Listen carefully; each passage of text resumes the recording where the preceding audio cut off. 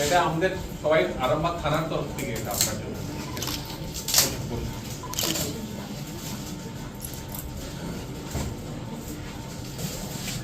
এটা বাবু, আরে না তো, এটা আপনার জন্য।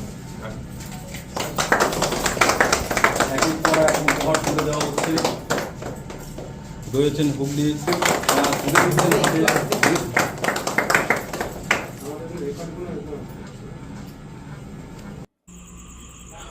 হুগলি গ্রামীণ পুলিশের উদ্যোগে আরামবাগ থানার ব্যবস্থাপনায় বুধবার ৬৫ বছরের এক প্রবীণ নাগরিকের জন্মদিন পালন করা হলো। জানা গেছে, আরামবাগ পৌরসভার এলাকায় যেসব মানুষের ৬৫ বছর বয়স হয়েছে, এরপর থেকে তাদের আরামবাগ থানার পক্ষ থেকে জন্মদিন পালন করা হবে। এদিন আরামবাগ থানায় আরামবাগের পৌরসভা ৯ নম্বর ওয়ার্ডের কয়রাপাড়া এলাকার বাসিন্দা রবি কিঙ্কর চক্রবর্তীর কেক কেটে জন্মদিন পালন করা হলো।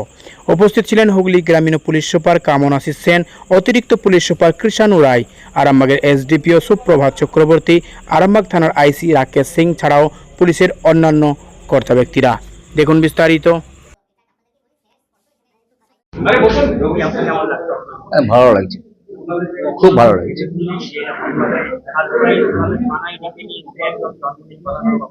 না ভাবিনি, এটা ভাবিনি। অত্যাধিক আনন্দ লাগছে এবং ভালো লাগছে। মানে এটা যে হবে আমি বুঝতে পারিনি যে এরকম ধরনের ঘটনা ঘটবে। এরকম হলে তো খুব ভালো হয়, প্রোগ্রামগুলো ভালো লাগে, আমাদের পক্ষে প্রোগ্রামগুলো ভালো লাগে এগুলো। না না না না না না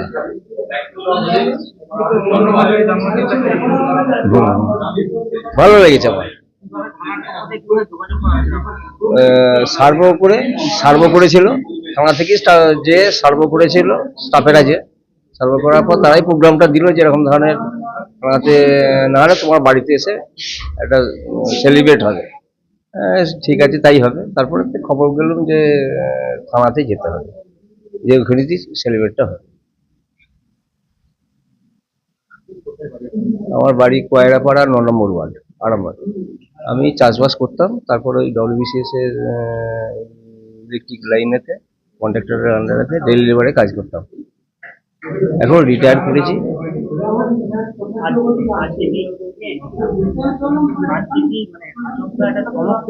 চমক, এটা কি ঠিক? আজমকা চমকই পেলাম এটা।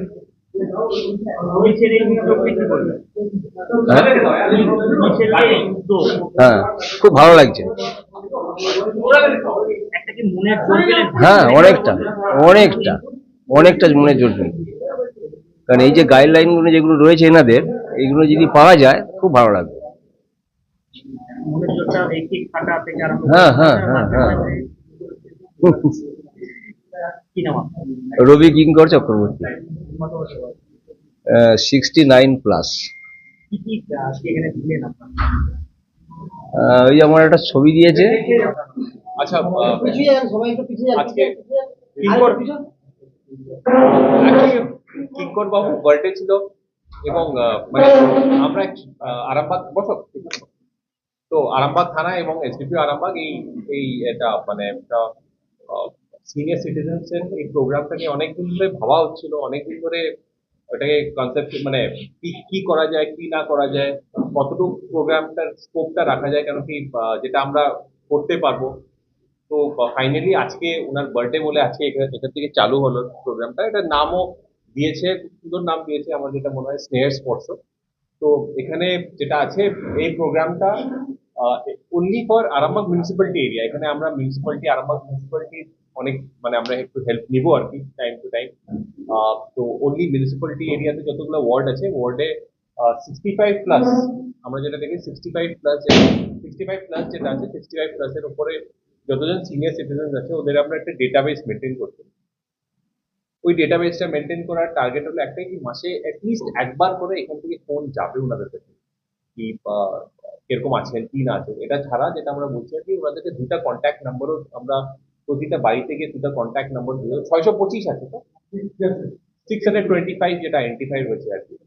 তো 625 জনকে আমরা এখানে গিয়ে দুজনের নাম্বারটা আমরা দিয়ে দেবো। এক হলো লোকাল কিউ সেফ ভলেন্টিয়ার বা লোকাল কিউ একজন কন্ট্যাক্ট, অ্যান্ড পুলিশ থানার মানে আরামবাগ থানার একজন নোডাল অফিসার।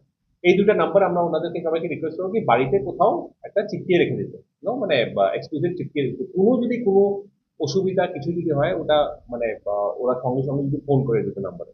এটা ছাড়া আমাদের যেটা টার্গেট আছে অ্যাটলিস্ট মাসে একজন আসে একবার করে, কেউ না কেউ আমাদের বাড়িতে গিয়ে জাস্ট জিজ্ঞেস করবে আর কি মাসি ভালো আছেন, কোনো অসুবিধা আছে, কিছু দরকার আছে, কোনো যদি আপনার হেলথ ইস্যু, যেটা অ্যাকচুয়ালি যেটা সবচেয়ে বেশি 65-এর উপরে যেটা আছে ওটা হেলথ ইস্যুস আছে, কোনো যদি টাইম টু টাইম আমাদের এটাও ইচ্ছা আছে কি টাইম টু টাইম ওদের জন্য হেলথ চেক আপ করানো, আই চেক আপ করানো, ওটা আমরা টাইম টু টাইম 3 মাস 4 মাসে আমরা করাবো আর কি। আমরা করাতে মানে আমরা ওনাদের জন্য না, আমরা পাবলিকের বা আপনাদের টাইম টু টাইম আমরা করাতে থাকি, তো ওটা আমরা এক্সক্লুসিভলি ওদের জন্য করাবো আর কি।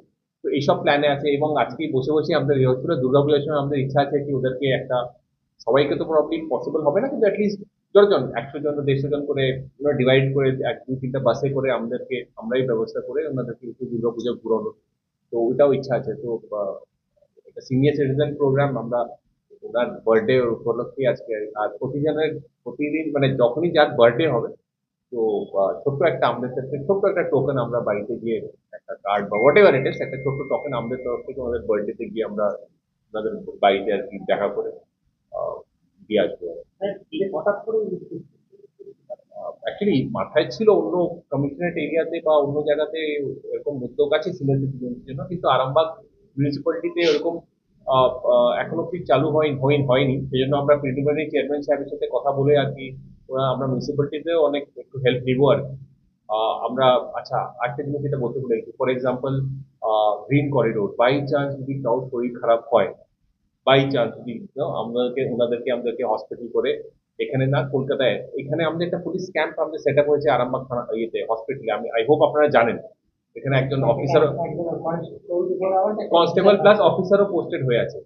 ওদের সাথে ওনাদের যদি কোনো সময় হসপিটাল যদি যেতে হয়, আমরা মানে ওনাদেরকে ওই ক্যাম্পের অফিসার তাড়াতাড়ি যদি ওনাদেরকে চিকিৎসা করানো হয়। এটা ছাড়া যদি কলকাতায় যদি ওনাদেরকে রেফার করে যাওয়া মানে দরকার পড়ে, একটা কমপ্লিটলি আরামবাগ থেকে ওই হসপিটাল অব্দি আমরা গ্রিন করিডোর ডিস্ট্রিক্টে এবং অন্য ডিস্ট্রিক্টে কথা বলে এটি নির্ধারণ। এটা কি শুধু আরামবাগ পৌরসভার প্রথম কারণে না বলতে গেলে আরো না এখন ওনলি আরামবাগ পৌরসভাতে, কেন কি সব মানে পুরা ডিস্ট্রিক্টে এটা আমাদের লজিস্টিক্স মানে লজিস্টিক্যাল পসিবল এত হবে না।